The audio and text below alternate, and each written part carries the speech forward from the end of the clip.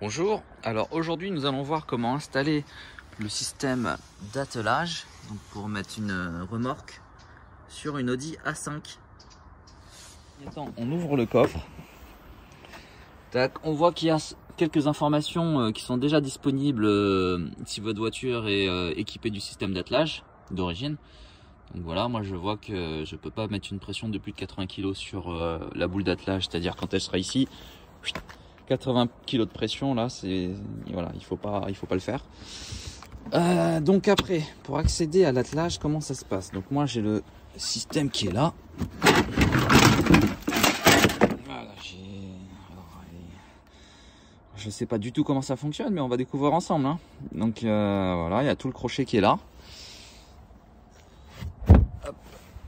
Un petit peu en dessous pour vous montrer vraiment le mécanisme. Donc alors là en fait on a voilà tout le système qui est ici.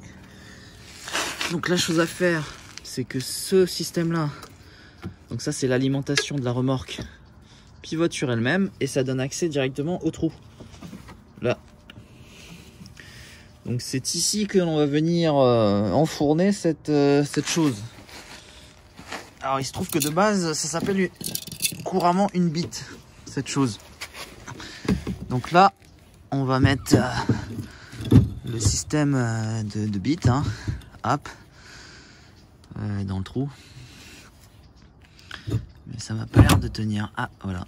Ben, en fait, ça se lock d'un coup. Et en fait, ça a l'air d'être bien là, à mon avis. Donc alors, comment on fait pour l'enlever? Si je veux l'enlever, je fais comment maintenant? Voilà, là la bite est installée. Alors, je ne sais pas s'il y a plus de sécurité à mettre en place au niveau de ce truc là. Parce qu'on sent que ça peut tourner. Voilà, à partir du moment où je fais ça, il y a deux couleurs aussi et il y a cette espèce de truc rouge là. On dirait pas que ça s'appuie. Ah, ça se tire et ça se tourne. Ah, oh putain, il se casse la gueule si je fais ça. Ok. Bon, j'ai compris comment l'enlever. Donc il faut tirer sur cette chose-là. Et après ça se tourne.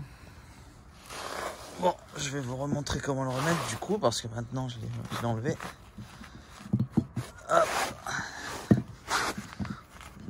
Donc là, normalement, dans cette configuration-là. Et voilà. Et en fait, il revient dans son logement direct. Donc là, en fait, il peut pas tourner. Et il faut tirer, voilà, pour pouvoir après le tourner, le faire tomber. C'est aussi simple que ça. Donc là, ça m'a l'air d'être verrouillé en fait. Hein. Je peux rien faire de plus. Ça bouge pas du tout. Donc pour moi, c'est sécurisé.